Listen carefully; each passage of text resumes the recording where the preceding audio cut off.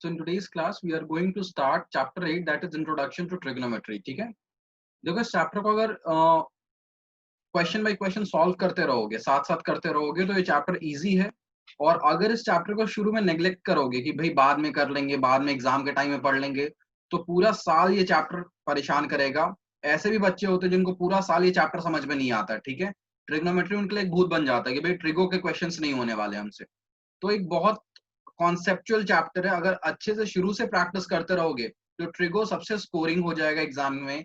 और अगर अभी अवॉइड करोगे तो बाद में ट्रिगो कभी नहीं समझ में आने वाला है, ठीक है।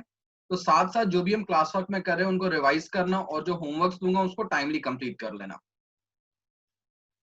तो ये चैप्टर दो पार्ट में बटा हुआ है। ये है chapter 8 that is introduction to trigonometry, और जो चैप्टर 9 है जो हाइट एंड डिस्टेंसेस है वो भी इसी का सेकेंड पार्ट है, ठीक है। वो एक तरह से एप्लीकेशन ऑफ ट्रिग्नोमेट्री है। तो पहले हम चैप्टर 8 करेंगे and then we will move on to chapter 9। तो ट्रिग्नोमेट्री होता है क्या, देखो।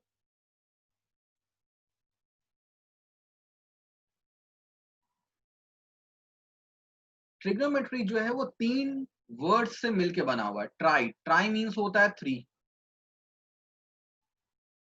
गोनो मीन्स होता है साइड, और मेट्रॉन मीन्स होता है मेजर। तो बेसिकली हम यहाँ पर ऐसे शेप की बात करते हैं, ठीक है, ऐसे शेप के मेजरमेंट की बात करते हैं जिसमें 3 साइड्स होता है, that is basically triangle shape की हम बात कर रहे होते हैं। तो हम कह सकते हैं it is the study of relationship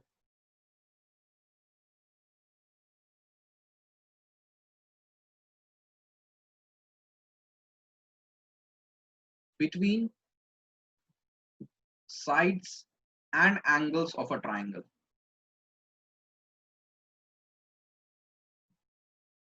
किसी ट्राइंगल के साइड्स और एंगल के बीच में जो रिलेशनशिप होता है उसको स्टडी करने के लिए जो ब्रांच होता है दैट इज कॉल्ड ट्रिग्नोमेट्री, ठीक है। इसे कॉपी कर लो, फिर हम नेक्स्ट आगे मूव करते हैं।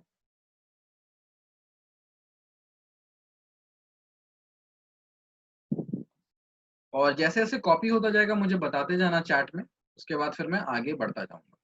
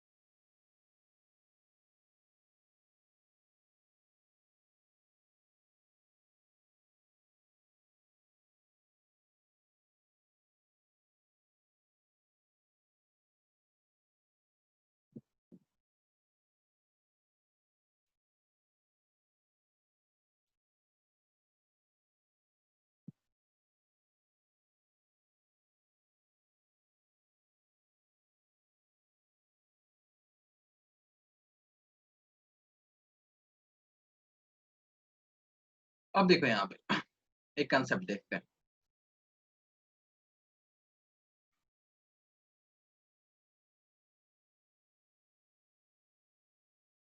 सपोज हमारे पास एक राइट एंगल ट्राइंगल, ठीक है। इस पूरे चैप्टर में हम राइट एंगल ट्राइंगल्स के बारे में ही पढ़ेंगे, ठीक है। तो हमारे पास एक राइट एंगल ट्राइंगल है, दिस इज 90 डिग्री, ये 90 डिग्री। ये जो दो एंगल्स हैं इनको हम एक्यूट एंगल्स बोलते हैं, ठीक है। सो एक्यूट एंगल का मतलब है less than 90 degree.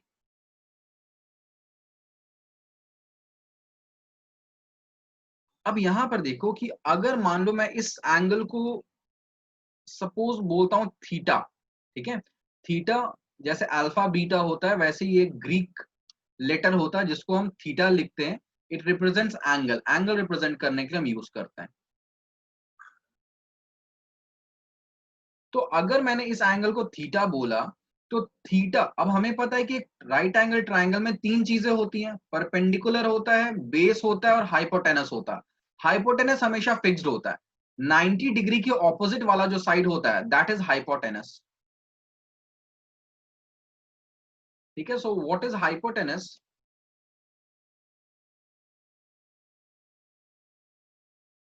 It is side opposite to right angle.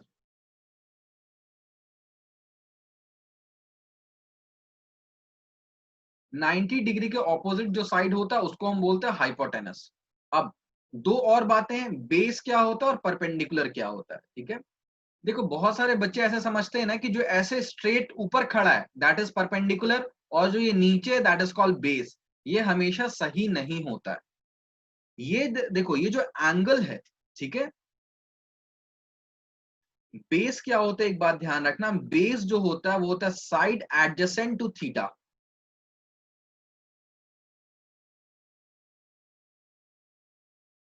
Theta के एडजेसेंट जो साइड है उसको हम बोलते हैं बेस, दैट इज यहां पे देखो ये है बेस। लेकिन अगर मान लो ये डायग्राम में कुछ ऐसा बनाता,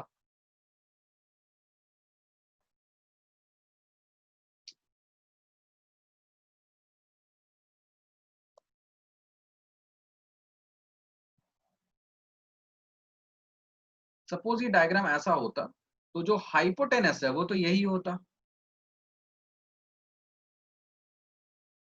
अगर मैंने थीटा यहां बनाया हुआ होता, ठीक है, इस एंगल को मैं थीटा कह रहा होता, तो बेस उस केस में ये हो जाता। ठीक है, यहां पर बच्चे सबसे ज्यादा गलती करते हैं। बेस कौन सा साइड होगा ये डिपेंड करता है हम किस एंगल की बात कर रहे हैं। उस एंगल के साथ जो साइड होगा दैट इज कॉल्ड बेस, उसको हम बेस बोलते हैं। ठीक है, नेक्स्ट होता है हमारा व्हाट इज ऑल्टीट्यूड। ऑल्टीट्यूड क्या है? That is perpendicular. ऑल्टीट्यूड या जिसे हम बोलते हैं परपेंडिकुलर।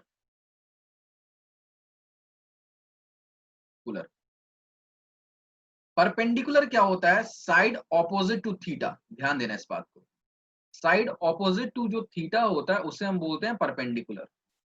सो अगर ये थीटा है यहाँ पे फर्स्ट डायग्राम में, तो इसके ऑपोजिट कौन सा साइड है? ये है। So this is the perpendicular, ये हमारा परपेंडिकुलर है। उसी केस में उसी तरह से सेकेंड फिगर में अगर थीटा ऊपर है तो परपेंडिकुलर क्या हो जाएगा? ये नीचे हो जाएगा। ये सबसे इंपॉर्टेंट कॉन्सेप्ट है। बच्चे परपेंडिकुलर और बेस लेने में सबसे ज्यादा कंफ्यूज रहते हैं। परपेंडिकुलर और बेस जो है वो थीटा के रिलेटिव लिया जाता है। थीटा हमें दिया हुआ होता है, थीटा किस एंगल की बात की जा रही है क्वेश्चन में दिया हुआ होगा। ठीक है, देखो एक तो 90 डिग्री होता है, बचा दो एंगल, इन दोनों में से जिस भी एंगल की बात की जा रही होगी वही होगा थीटा। ठीक है, क्वेश्चन में जिस भी एंगल की बात की जा रही होगी वो होगा थीटा। वो क्वेश्चन में दिया हुआ होगा कि भाई इसी एंगल पे बेस्ड हमें क्वेश्चन को आगे सॉल्व करना है। ये कॉपी कर लेना, फिर मुझे बता देना, फिर आगे करेंगे। डायग्राम दोनों बनाना, ठीक है, समझ में आएगा फिर। Excuse me sir. हाँ जी निशांत।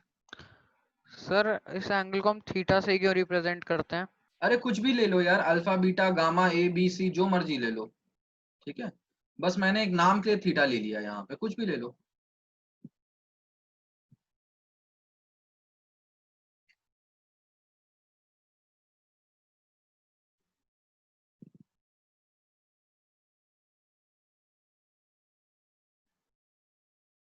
किसी भी तरह से एंगल को रिप्रेजेंट कर सकते हो, जो मर्जी जिस भी नाम से लिखना उस नाम से लिख दो इस एंगल को, कोई दिक्कत नहीं है। कहने का मतलब है कि बस परपेंडिकुलर और बेस आइडेंटिफाई करना तुम्हें आना चाहिए।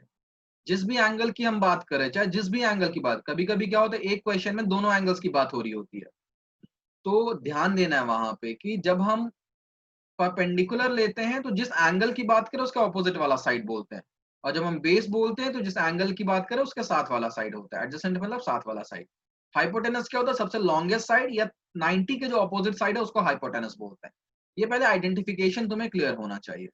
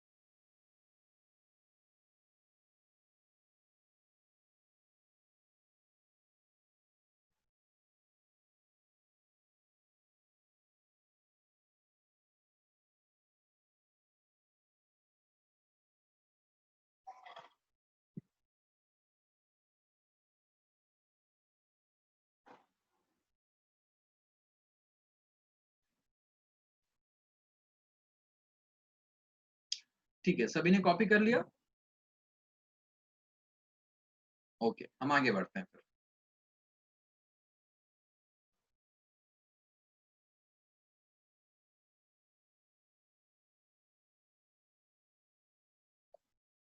अब देखो, हम एक टर्म यूज करेंगे ट्रिग्नोमेट्रिक रेशियोज।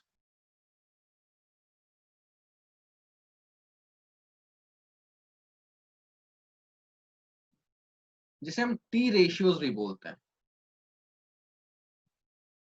क्या होता है ये समझते हैं।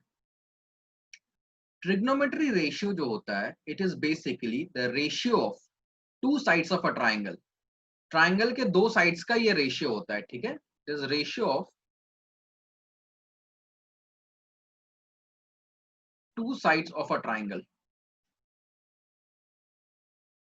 यहां पर हम ट्राइंगल जो कहेंगे हमेशा राइट एंगल ट्राइंगल की बात करेंगे, ठीक है। इस पूरे चैप्टर में हम राइट एंगल ट्राइंगल की बात करेंगे। जो ट्रिग्नोमेट्री है वो हर तरह के ट्राइंगल में लग सकता है, बट क्लास 10th के सिलेबस में सिर्फ हमें राइट एंगल ट्राइंगल पढ़ना है।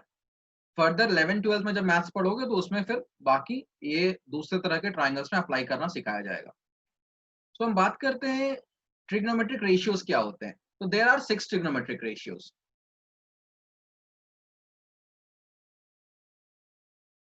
6 टी रेशियोज होते हैं। ये क्या होते हैं? SINE साइन, दूसरा होता है कोसाइन, तीसरा होता है टैंजेंट,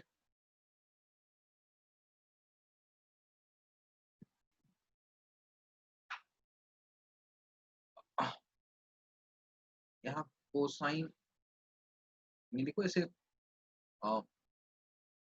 कोसेकेंट लिख दो, ठीक है। Sine, cosecant, tangent, then we have cosine, then we have secant, and then we have cotangent, ठीक है। इनको शॉर्ट फॉर्म में हम यूज करते हैं। जो यूज करते हैं वो साइन के लिए यूज करते हैं, SIN साइन। अब ये जो रेशियो निकाला जाता है ना, किसी एंगल का निकाला जाता है, ठीक है। ये सभी रेशियोज किसी एंगल के टर्म्स में निकाला जाता है।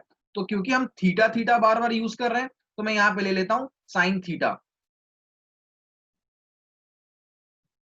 ये देखो एक्चुअली क्या है, ये है साइन ऑफ एंगल थीटा। तो उसको शॉर्ट फॉर्म मैंने लिख दिया साइन थीटा, ठीक है।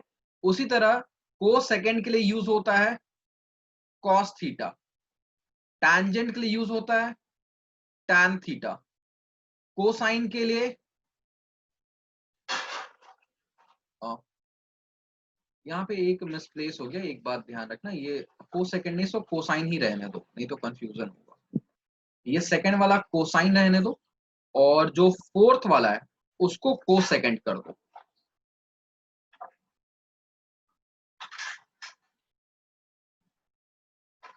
ठीक है।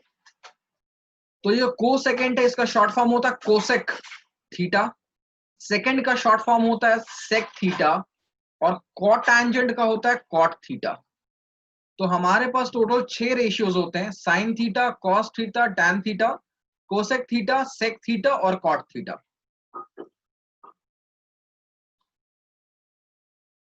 अब यहां पर एक चीज जो हमें ध्यान में रखना है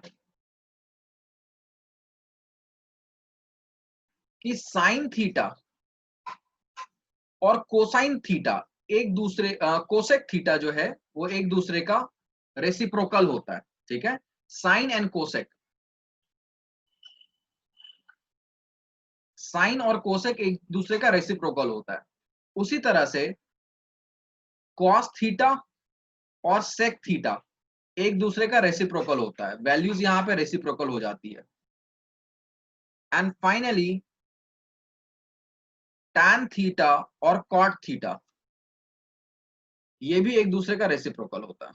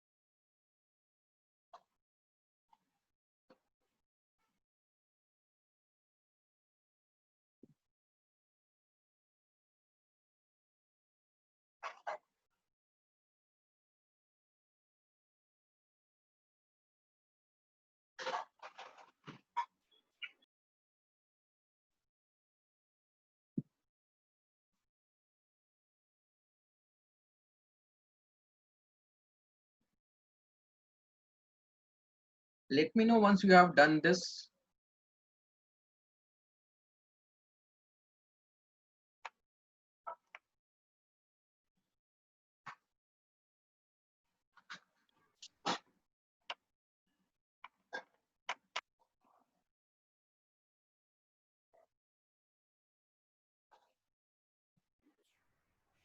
ठीक है,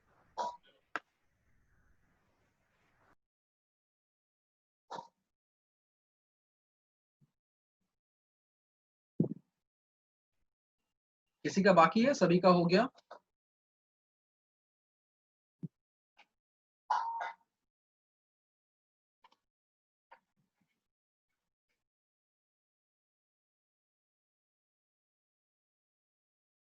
सभी का हो गया, किसी का बाकी है? ठीक।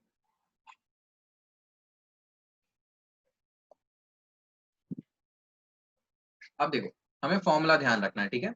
मैंने जैसे बताया था, ये जो टी रेशियोज होते हैं, ये रेशियोज ऑफ साइड्स होते हैं, ठीक है। तो अगर मान लो मैं एक ट्राइंगल लेता हूं जिसमें ये 90 डिग्री है और इसको मैं थीटा बना देता हूं, तो अगर इसको मैं थीटा ले रहा हूं तो मेरा हाइपोटेनस क्या हो गया? ये हो गया हाइपोटेनस। परपेंडिकुलर क्या होता है? थीटा के ऑपोजिट। और बेस क्या होता है? थीटा के साथ। तो जो तीन रेशियोज हमने देखे हैं उसमें ध्यान दो, साइन थीटा जो होता है वो होता है परपेंडिकुलर अपॉन हाइपोटेनस। परपेंडिकुलर और हाइपोटेनस का रेशियो होता है। कॉस थीटा जो होता है वो होता है बेस और हाइपोटेनस का रेशियो। और टैन थीटा जो होता है वो होता है परपेंडिकुलर और बेस का रेशियो, ठीक है। अब अगर ये तीन हमें पता है तो हम यहां से निकाल सकते हैं कि अगर साइन थीटा पता है तो कोसेक क्या होता है? कोसेक होता है साइन का रेसिप्रोकल। इसका मतलब ये हो गया h/p। सेक क्या होता है? कॉस का रेसिप्रोकल होता है, तो ये हो गया h/b। और कॉट क्या होता है? टैन का रेसिप्रोकल होता है, तो ये हो गया b/p। तो अगर पहला तीन तुम्हें याद है तो तुम बाकी तीन को, उसके फॉर्मूले को निकाल सकते हो।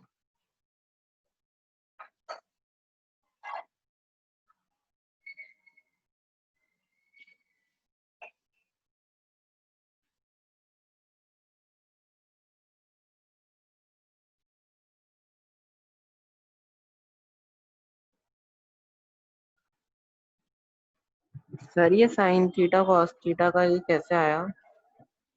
ये कैसे आया ये हमें नहीं प्रूफ करना है, ठीक है, हमारे सिलेबस से बाहर है। तुम्हें बस ये फॉर्मूला याद रखना है कि ये फॉर्मूला एक तरह से फिलहाल के लिए तुम ये समझ लो कि साइन थीटा होता है सर इससे पिछले परपेंडिकुलर। वाले फॉर्मूले वो अलग है?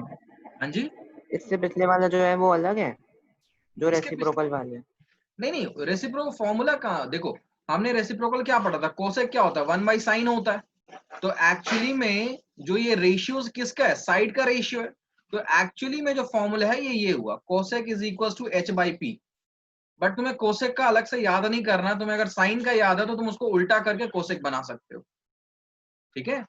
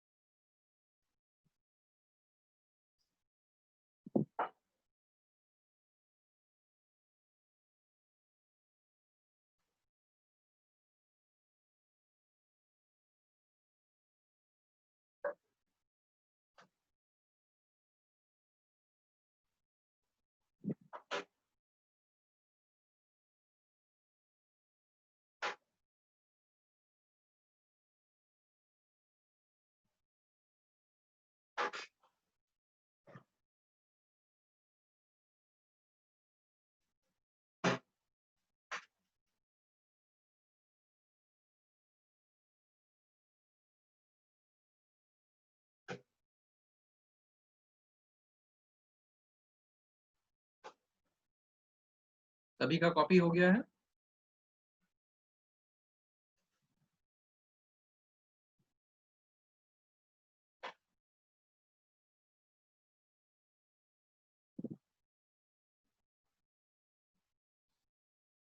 क्वेश्चन सॉल्व करके देखते हैं कि एग्जाम में क्वेश्चन कैसा आता है इस पे बेस्ड। क्वेश्चन दिया हुआ है in triangle A B C right angled at B. तो एक ट्राइंगल हमें बनाना है जिसमें बी जो है वो राइट एंगल है। ए और सी अपने मर्जी से हम कहीं भी लिख देते हैं, इसको ए बना देते हैं, इसको सी बना देते हैं। A B is 24, A B is 24 centimetre and B C is 7 centimetre, this is 7 centimetre. हमें क्या निकालना, what is sine A, what is cos A, what is sine C, what is cos C. तो जैसे तुम देख रहे हो यहाँ पे थीटा यूज नहीं किया गया, ठीक है, यहाँ पर एंगल को उसके नाम से बुलाया गया, ए एंगल, सी एंगल, इस तरह से। तो अगर हम जब ए की बात कर रहे हैं, ठीक है, मैं दोनों साइन ए कॉस ए सबके लिए मैं अलग अलग डायग्राम बना दूंगा कि समझ में आ जाए अच्छे से। अगर मान लो मैं भी ए एंगल की बात कर रहा हूं, ठीक है, फर्स्ट पार्ट को सॉल्व कर रहा हूं, ए एंगल की बात कर रहा हूं, तो अगर मैं ए एंगल की बात करता हूं तो परपेंडिकुलर क्या हो जाएगा मेरा, ये हो जाएगा परपेंडिकुलर ए के ऑपोजिट वाला, और बेस क्या हो जाएगा, ए के साथ वाला, ठीक है। हाइपोटेनस तो फिक्स्ड होता है, 90 के ऑपोजिट वाला हाइपोटेनस है। अब देखो, अब मुझे निकालना है साइन ए। हमें पता साइन क्या होता है, परपेंडिकुलर अपॉन हाइपोटेनस। परपेंडिकुलर है 7, बट हाइपोटेनस हमें नहीं पता है, व्हाट इज हाइपोटेनस। तो how to find hypotenuse, hypotenuse कैसे फाइंड करना है। सो सी, हम यहां पर क्या लेते हैं कि लेट परपेंडिकुलर, देखो यहां पे परपेंडिकुलर जो है वो 7 है, और ए बी जो बेस है वो क्या है, 24 दिया हुआ है। तो क्या पाइथागोरस थ्योरम लगा के हम हाइपोटेनस फाइंड कर सकते हैं। अगर मैं डायरेक्टली यहां पे लिखूं यूजिंग पाइथागोरस थ्योरम,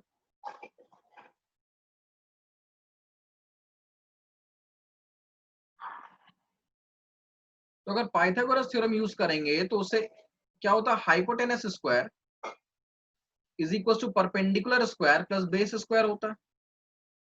परपेंडिकुलर क्या, 7 का स्क्वायर प्लस बेस क्या, 24 का स्क्वायर। तो 7 का स्क्वायर हो गया 49, और 24 का स्क्वायर आई थिंक होता है 576। 576। हाँ 576। तो 576 और 49 ये हो गया 625। तो h स्क्वायर की वैल्यू आई है 625। तो यहां से h की वैल्यू क्या आ जाएगी, 25।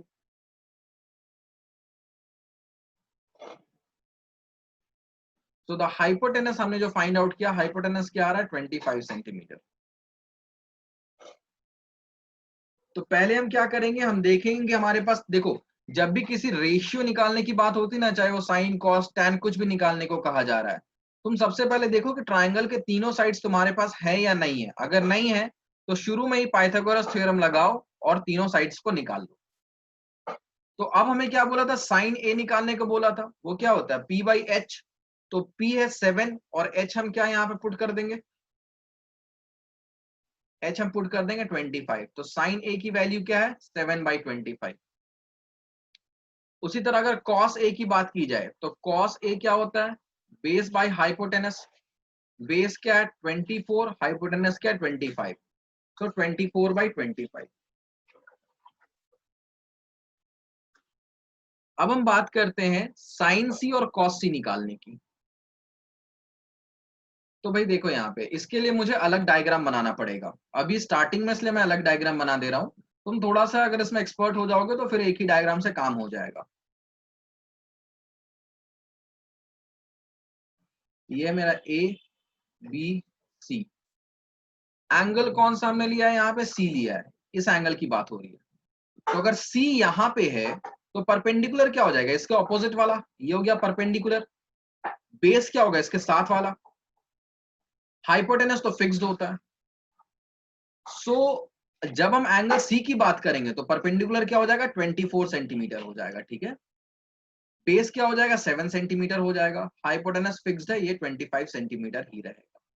तो जैसे एंगल चेंज हो जाता है वैसे परपेंडिकुलर कौन सा है और बेस कौन सा है ये चेंज हो जाएगा, ठीक है। वो एंगल पे डिपेंड करता है।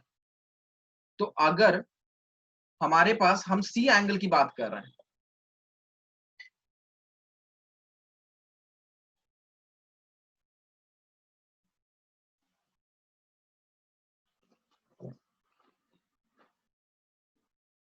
तो जब साइन सी निकालने की बात होगी तो वो साइन सी भी होगा परपेंडिकुलर अपॉन हाइपोटेनस, बट इस केस में परपेंडिकुलर क्या है वो चेंज हो जाएगा। परपेंडिकुलर यहाँ पे 24 है और हाइपोटेनस है 25।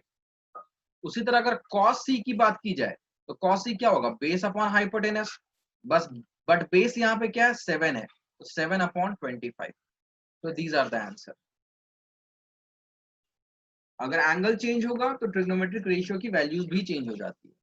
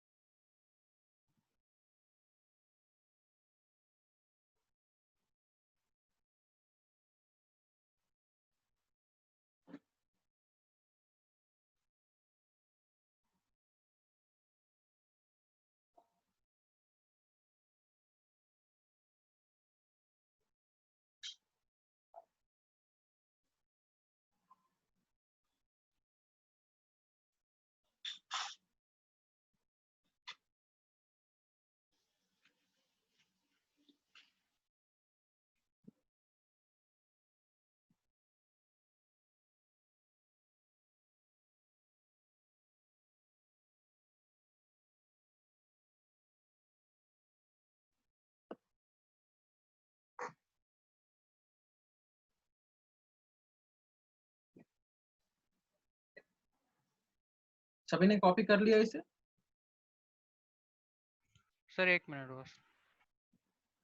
Let me know in the chat box, ठीक है।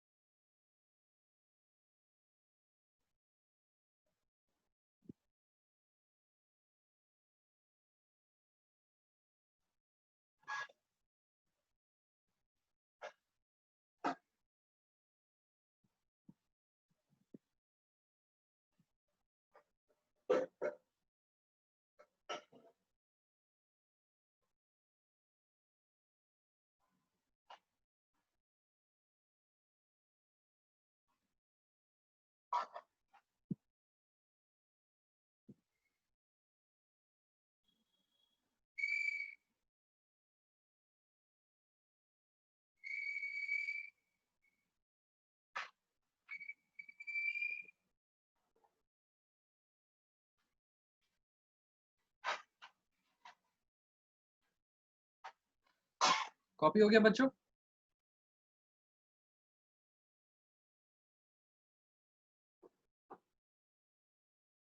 किसी का बाकी है?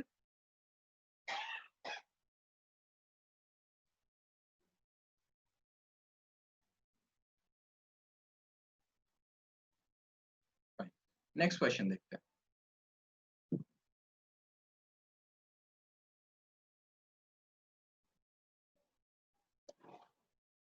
क्वेश्चन है question number 2, in figure 8.13 find tan p minus cot r। tan p minus cot r की वैल्यू हमें निकालनी है, ठीक है। अब देखो यहाँ पे हमारे पास एक राइट एंगल ट्राइंगल है जिसमें 2 साइड्स दिया हुआ है, तो पहले तो तीसरा साइड निकाल लेते हैं, ठीक है। तो बाय पाइथागोरस थ्योरम